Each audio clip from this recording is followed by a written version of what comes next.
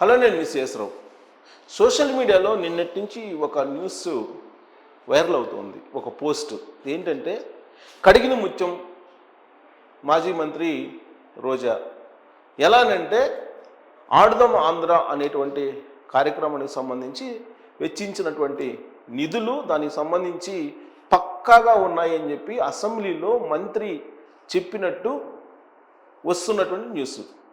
మంత్రి చెప్పారు కాబట్టి కడిగిన ముత్యం. ఇప్పటి వరకు రోజా గారి మీద అనేకమైన ఆరోపణలు ఉన్నాయి.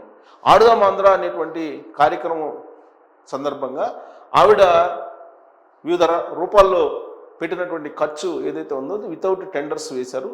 ఆ టెండర్స్ కూడా గోల్మాల్ జరిగాయి, గోల్మాల్ వ్యవహారం నడిపారు. ఆడుదాం ఆంధ్ర కార్యక్రమంలో భాగంగా కిట్లు కానీ ఇతరత్ర డ్రెస్సుల కొనుగోలు కానీ వీటన్నిటికి కూడా ఏర్పాట్లకు సంబంధించి కానీ టెండర్లో గోల్మాల్ జరిగింది. దాంట్లో కొన్ని కోట్ల రూపాయలు రోజా గారు మింగేశారు అనేటువంటి ఆరోపణలు చక్కర్లు కొడుతూ ఉన్నాయి. వైఎస్ఆర్ కాంగ్రెస్ పార్టీ అధికారంలో ఉన్నప్పుడు ఆమె మీద ఆరోపణలు వచ్చినాయి. ఇప్పుడు కూటమి ప్రభుత్వం వచ్చిన తర్వాత ఆమె మీద ఆరోపణలు అలాగే ఉన్నాయి. పైగా ఛార్జ్షీట్ వేశారు ఆమె మీద అప్పట్లో తెలుగుదేశం పార్టీ ప్రతిపక్షంలో ఉన్నప్పుడు. ఆ నియోజకవర్గానికి, నగిరి నియోజకవర్గానికి సంబంధించి ఒక ఛార్జ్షీట్ వేసి ఏ విధంగా గ్రావెల్ నుంచి కానీ లేదా ఆడుదాం ఆంధ్ర కార్యక్రమం నుంచి కానీ ఇతరత్ర తిరుమల తిరుపతి దేవస్థానం నుంచి కానీ ఎక్కడెక్కడ ఎంత డబ్బు సంపాదించారు, ఎన్ని కోట్ల రూపాయలు సంపాదించారు, ఎన్ని మిషన్లు పెట్టుకొని ఆ డబ్బులు లెక్కించుకోవడానికి ఆవిడ ఏర్పాట్లు చేసుకున్నారు. వాళ్ళ తమ్ముళ్ళు ఎన్ని మిషన్లు వాడారు, ఈవిడ ఎన్ని మిషన్లు వాడారు, ఇలా రకరకాలుగా అప్పట్లో ప్రచారం జరిగింది. అయితే తాజాగా ఒక ఇద్దరు ఎమ్మెల్యేలు వేసినటువంటి క్వశ్చన్కి మంత్రి సమాధానం చెప్తూ ఆడుదాం ఆంధ్రాలో అన్ని టెండర్ ప్రకారమే జరిగాయి, టెండర్ని అనుగుణంగానే 119 కోట్ల రూపాయలు సుమారుగా ఈ ఆడుదాం ఆంధ్ర కార్యక్రమానికి ఖర్చు పెట్టారనేటువంటి ఒక రిప్లై ఇచ్చినట్టు ఒక పోస్టు నిన్నటి నుంచి గత 24 గంటల నుంచి సోషల్ మీడియాలో వైరల్ అవుతుంది. కడిగిన ముత్యం రోజా అని చెప్పి టైటిల్ తోటి మొత్తం. కానీ తెల్లారులేసి పేపర్లు చూస్తే కనుక రోజాకు సంబంధించినటువంటి ఆడుదాం ఆంధ్ర కార్యక్రమం మీద ఎంక్వైరీకి ఆదేశిస్తూ మంత్రి నిర్ణయం తీసుకున్నారు, అసెంబ్లీలో నిర్ణయం తీసుకున్నారని చెప్పి అసలైనటువంటి న్యూస్ వచ్చింది. అందుకే నేను ఆ కడిగిన ముత్యాలు అని చెప్పి ఆ టైటిల్ తోటి మీకు ఈ న్యూస్ని ప్రజెంట్ చేయాలనుకుంటున్నాను. ఇక మరోవైపు విడుదల రజనీ గారు మాజీ మంత్రి, రోజా గారు మాజీ మంత్రి. రోజా గారి ఇష్యూ మీదనేమో సిఐడికి అప్పచెప్తూ ఒక నిర్ణయం తీసుకున్నారు విచారణ చేయడానికి. ఆ మీద వస్తున్నటువంటి ఆరోపణల మీద అసెంబ్లీనే తీసుకున్నారు. అసెంబ్లీలో ఈ ప్రశ్న వేసినప్పుడు ఆ ప్రశ్నలకి సమాధానం ఇస్తూ మంత్రే అనేకమైన ఆరోపణలు ఉన్నాయి, దీని మీద ఎంక్వైరీకి ఆదేశిస్తున్నాం అని చెప్పి చెప్పారు. ఇక విడుదల రజనీ గారి మీద లక్ష్మీ బాలాజీ స్టోన్ క్రషర్స్ యజమాని చలపతి అనే అతను ఆల్రెడీ కంప్లైంట్ చేశారు. దాదాపు 2,20,00,000 రూపాయలు తాను ఇచ్చినట్టు ఆమె మీద ఆరోపణలు చేశారు. ఆ మేరకు కంప్లైంట్ కూడా చేశారు.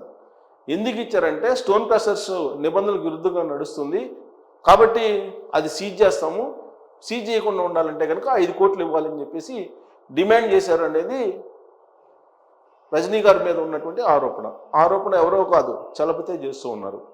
ఎవరు బెదిరించారు ఆ విధంగానంటే రామకృష్ణ అనేటువంటి పిఏ, రజనీ పిఏ, అలాగే ఆమె బావమర్ది గోపి అనే అతను బెదిరించారని చెప్పి ఆయన కంప్లైంట్లో పొందుపరిచినటువంటి అంశం.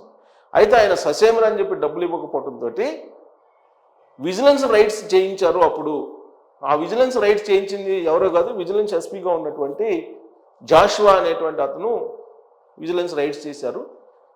ఆ క్రమంలో ఈ ఒత్తిళ్లు తట్టుకోలేక 2 కోట్ల రూపాయలు ఇచ్చారు మంత్రిగా ఆ రోజున ఎమ్మెల్యేగా ఉన్నటువంటి రజనీ గారికి అని చెప్పి చలపతి చెప్తున్నారు.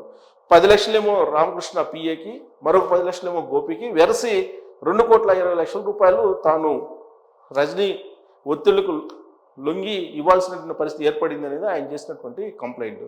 మరి దీని మీద కేసు ఫైల్ చేయాలి. కేసు ఫైల్ చేయాలంటే గవర్నర్ అనుమతి కోరాలని చెప్పేసి గవర్నర్కి కూడా రాశారు ప్రభుత్వం, ఇప్పుడు ఉన్నటువంటి ప్రభుత్వం. కానీ గవర్నర్ అనుమతి అవసరం లేదని చెప్పి చెప్తూ ఉన్నారు. ఎందుకనంటే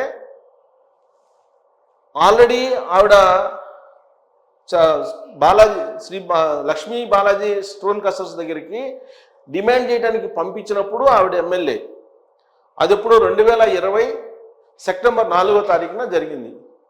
ఆ తర్వాత లక్ష్మీ బాలాజీ స్టోన్ క్రషర్స్ యజమాని చలపతి 2 కోట్లు రజనీకి ఇచ్చినప్పుడు 2021 మార్చి 4 అప్పుడు కూడా ఆవిడ ఎమ్మెల్యేనే, మినిస్టర్ కాదు. కాబట్టి గవర్నర్ అనుమతి లేదు, అవసరం లేదు అని చెప్పి చెప్తున్నారు. అందుకే డైరెక్ట్గా రజనీ గారి మీద కేసు బుక్ చేసి విచారణ చేయొచ్చు అని.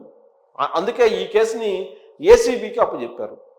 ఏసీబీ విచారణ చేయడానికి రంగం సిద్ధం చేసింది విడుదల రజనీ గారి మీద. సో అటు రజనీ గారి మీద, ఇటు రోజా గారి మీద, వీళ్ళిద్దరి మీద సిఐడి అలాగే ఏసీబీ ఈ రెండు ఎంక్వైరీ చేయబోతున్నాయి. మరి వీళ్ళిద్దరూ కడిగిన ముత్యాలా కాదా అనేది ఏసీబీ సిఐడి తేల్చేటువంటి అవకాశం ఉంది. కానీ ఆరోపణలు మాత్రం వాళ్ళిద్దరి మీద ఎక్కువగా ఉన్నాయి. రజనీ గారు ఈ మధ్యకాలంలో ప్రెస్ మీట్ పెట్టి తాము అధికారంలోకి వస్తాం, అధికారంలోకి వచ్చిన తర్వాత అధికారుల సంగతి చూస్తామని చెప్పి ఆవిడ ఈ మధ్యకాలంలో బెదిరిస్తూ ప్రెస్ మీట్ పెట్టారు. అంతేకాదు స్థానికంగా ఉన్నటువంటి ఎమ్మెల్యే మాజీ మినిస్టరు పత్తిపాటి పుల్లారావు గారి గురించి కూడా ఆవిడ ప్రస్తావించారు. తాను ఉన్నంత వరకు ఈ నియోజకవర్గంలో రాజకీయాలు చేస్తాను, రాబోయేటువంటి 30 సంవత్సరాల్లో మేమే అధికారంలో ఉంటాం, మీ సంగతి చూస్తామని చెప్పి ఆవిడ బెదిరింపులు దిగుతున్నారు. మరి ఎందుకు బెదిరింపులు దిగారు అని అంటే ఈ ఏసీబీకి సంబంధించినటువంటి కేసు ముందుకు వస్తుంది. ఏసీబీ వాళ్ళు కేసు పెట్టి విచారించడానికి సిద్ధమవుతున్నారు. రేపో మాపో విడుదల రజనీ గారి మీద కేసు బుక్ అయ్యేటువంటి అవకాశం ఉంది. ఆవిడని విచారణకు పిలిచేటువంటి అవకాశం కూడా లేకపోలేదు. ఇంకొక వైపు ఏమో రోజా గారు కూడా సిఐడి ఎదుట నిల్చోవలసినటువంటి పరిస్థితి ఏర్పడుతుంది. ఇద్దరు కూడా తెలుగుదేశం పార్టీ నేపథ్యం ఉన్నటువంటి వాళ్ళే. సుదీర్ఘకాలం పాటు తెలుగుదేశం పార్టీలో పనిచేశారు రోజా గారు.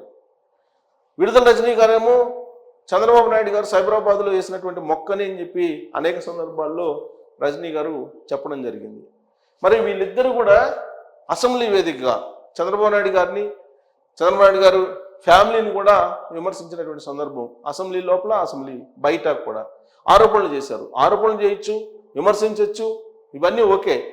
కానీ మినిస్టర్లుగా వీళ్ళిద్దరూ ఉన్నప్పుడు ఈమెమో పర్యాటక శాఖ మంత్రిగా ఉన్నారు రోజా గారు, వైద్య ఆరోగ్య శాఖ మంత్రిగానేమో విడుదల రజనీ గారు ఉన్నారు. పర్యాటక శాఖలో ఉన్నప్పుడు రోజా గారు ఉన్నప్పుడు రిషికొండ నిర్మాణం కూడా జరిగింది. దాదాపు 550 కోట్ల రూపాయలు పెట్టి రిషికొండ నిర్మాణం జరిగింది. అంతర్జాతీయంగా ఉండేటువంటి అత్యంత విలాసవంతమైనటువంటి వస్తువుల్ని దిగుమతి చేసుకొని నిర్మించినటువంటి సందర్భం. అదంతా కూడా టెండర్లు లేకుండా చేశారనేది. ఈ అన్ని అంశాల మీద సిఐడి విచారణ చేయబోతోంది రోజా గారి మీద.